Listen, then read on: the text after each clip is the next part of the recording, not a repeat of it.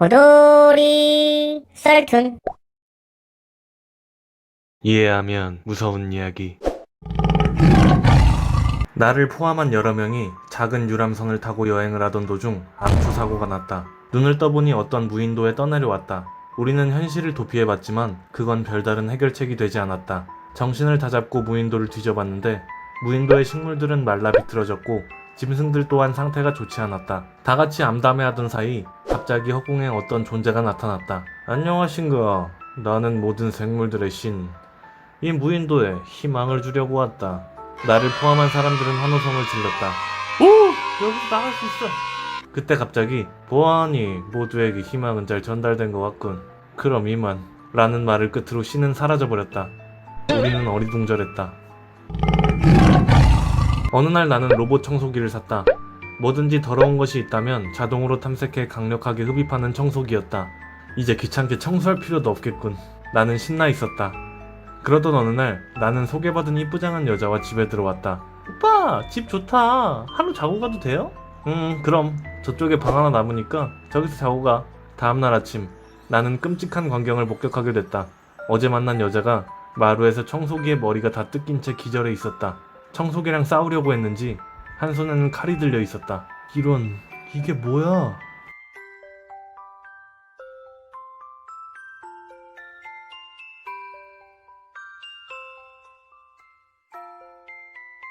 첫 번째 이야기.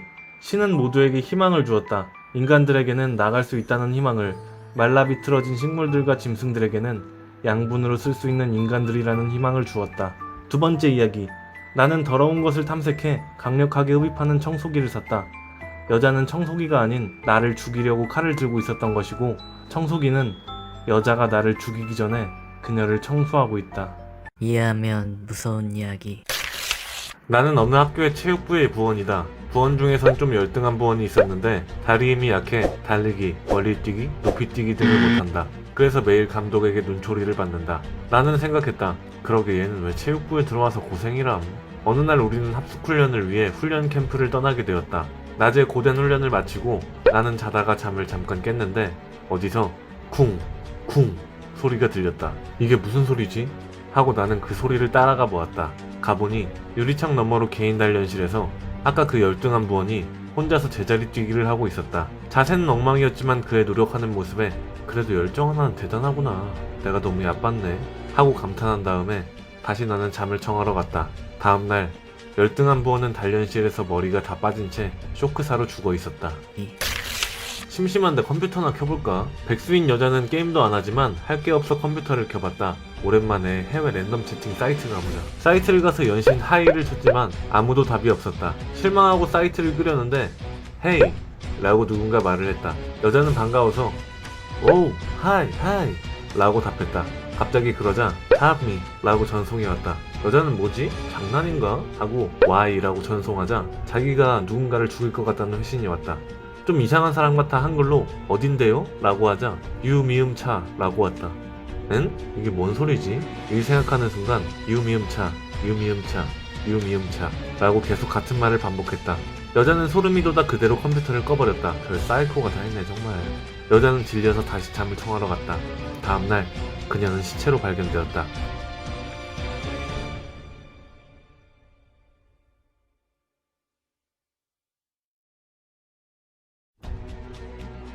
첫 번째 이야기. 열등한 부원은 혼자 엉망인 자세로 제자리 뛰기를 하고 있다. 사실 제자리 뛰기가 아닌 귀신이 부원의 머리카락을 잡고 들었다 놨다 하고 있다. 결국은 머리카락이 다 빠져 쇼크사하고 말았다. 두 번째 이야기. 여자가 한글로 바꾸면서 어딘데요? 라는 말을 치자 유미음차라는 알 수 없는 단어를 보내왔는데 유미음차를 영타로 그대로 쳐보면 100이다. 여자가 영어를 한글 타자로 바꾼 순간 상대도 한글 타자로 100을 치고 있었다. 상대도 여자의 키보드를 쓰고 있는 것이다. 또한 형체 없이 여자의 뒤에 있었고 죽일 것 같다는 누군가는 이야기 속의 여자이다. 이해하면 무서운 이야기. 난 심심해서 혼자 영화를 보러 가기로 했어. 이번에 새로 나온 공포 영화다. 자세히 보니 4D까지 지원되는 것 같아.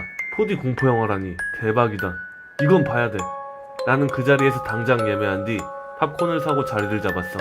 심야로 보러 와서 그런지 사람이 별로 없었는데 내 앞 자리에 커플 한 팀이 앉았어.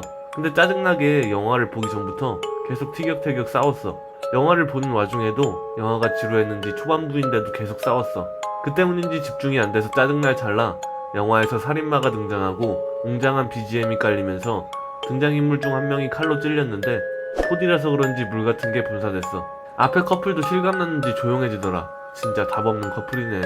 나는 속으로 생각하고 있었어. 영화가 끝나고 나서 불이 켜지고 나는 정말 무서웠던 것을 봤다는 걸 실감했어. 나는 친구들과 함께 등산을 가다가 길을 잃어버렸어. 어쩌지? 계속 헤매던 와중에 어떤 커다란 별장을 찾았어. 저기서 하루만 묵다 가자. 우리는 별장에 다가가서 문에 노크를 해봤지만 아무도 답이 없었어. 다시 문을 건드려보니 문이 열려있어서 우선 들어가기로 했어. 들어가 보니 창문이 없고 웬 우스꽝스럽게 표정을 한 그림들이 가득했어. 이거 봐. 뭐 이렇게 생겼냐? 이건 사람이 아닌데?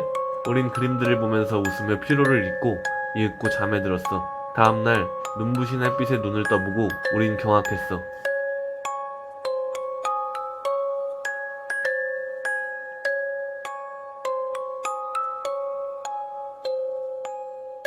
첫 번째 이야기. 4D 영화를 보던 도중 앞에 커플들이 싸우다가 살인마가 칼을 찌르는 장면에서 조용해졌다고 한다.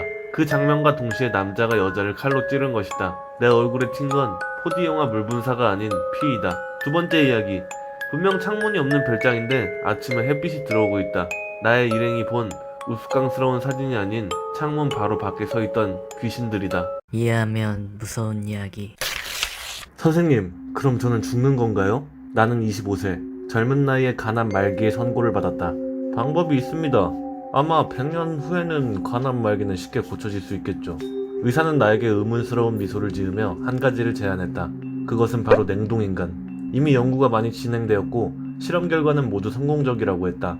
지금이라면 어차피 죽을 운명이라 의사의 제안도 나쁘지 않다고 생각해 수락했다. 나는 실험실로 옮겨졌고 100년 뒤에 깰 수 있을 만큼 내 몸이 얼어가는 것을 느꼈다. 꽤 고통스러웠지만 지금의 나는 평온을 찾았다. 어디선가 외치는 소리가 들렸다. 아휴, 완전히 끝났군. 완전히 굳었어. 이제 질소 캡슐에 보관하자고. 자, 김모동씨 이제 입수합니다. 나는 제대로 할 줄 아는 게 없다. 학교에선 왕따로 지내며 집에선 아버지의 샌드백이다. 만삭으로 임신 중인 어머니는 내 동생이랑 웃으며 TV를 보고 있고 나는 다락방에서 울고 있다. 죽고 싶다. 그래, 죽는 거야. 죽어서 다시 태어난다면 지금 이 삶보다 행복하겠지. 그렇게 난 자살을 하였다. 난 죽었음에도 신기하게 엄마가 울고 죽는 소리가 들렸다. 쌤통이다. 그러게 있을 때 잘해야지. 몇 시간 지나지 않아 뭔가 새로운 몸을 가진 느낌이 들었다. 난 환생한 건가? 여긴 눈을 떠보니 엄마가 활짝 웃고 있었다. 응?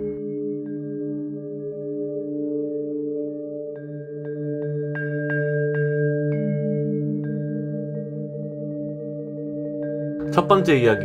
나는 100년 뒤에 깨어나는 냉동인간이 되었다. 근데 몸이 얼었는데 외치는 소리들이 들린다. 냉동인간이 됐는데 100년 동안 의식은 살아있다. 두 번째 이야기. 나는 자살을 택하였는데 눈을 떠보니 활짝 웃고 있는 엄마가 보였다. 난 만삭인 어머니의 아들로 태어나 있었다. 내가 죽을 때 들린 어머니의 비명은 아이를 낳기 전 진통이다. 이해하면 무서운 이야기. 어느 날 나는 길을 걷고 있었다. 그런데 어떤 맹인으로 보이는 한 할아버지가 와서 말했다. 저기 젊은이, 길을 잃어서 그런데 땡땡동으로 안내 좀 해줄 수 있을까? 나는 말했다. 아, 네, 그 정도야. 어디로 가면 될까요? 나는 설명을 들은 후 그 동네를 향해서 갔다. 시간이 좀 지나 해도 지고 좀 으슥한 동네라 그런지 어두컴컴했다. 갑자기 옆에 길고양이가 습격한 조류 시체를 발견했다. 나는 으악! 하고 조그맣게 놀랐고 할아버지는 이 동네는 길고양이가 많아. 저런 게 간간히 있다네. 라고 말씀해 주셨다. 정말 이런 데선 어떻게 사는 거람? 이라 생각하며 나는 말했다. 할아버지, 곧 도착할 것 같아요. 나를 포함한 개구쟁이 친구들이 있었다. 오늘은 바닥에 트램펄린을 설치하고 건물을 건너보자. 우리는 주택 사이에 커다란 트램펄린을 설치했고 이제 뛰어내릴 준비를 하고 있다. 아무래도 좀 무서운데? 친구 한 명이 떨면서 말했다. 나는 어이가 없다는 듯이 콧방귀를 끼면서 에이, 깡이 없어서 원. 잘 봐. 라는 말을 던지곤 나는 트램펄린 위로 점프하였다. 나는 트램펄린을 밟은 느낌과 동시에 옆 건물에 착지했다. 너무 긴장했는지 트램펄린에 닿는 순간의 기억이 없다. 자, 잘 봤지? 솔직히 진짜 멋있었다. 라고 외치고 내가 점프한 반대편을 보니 친구들이 어째선지 멍하니 트램펄린 쪽만 보고 있다. 쫄았냐? 얼른 오라니까.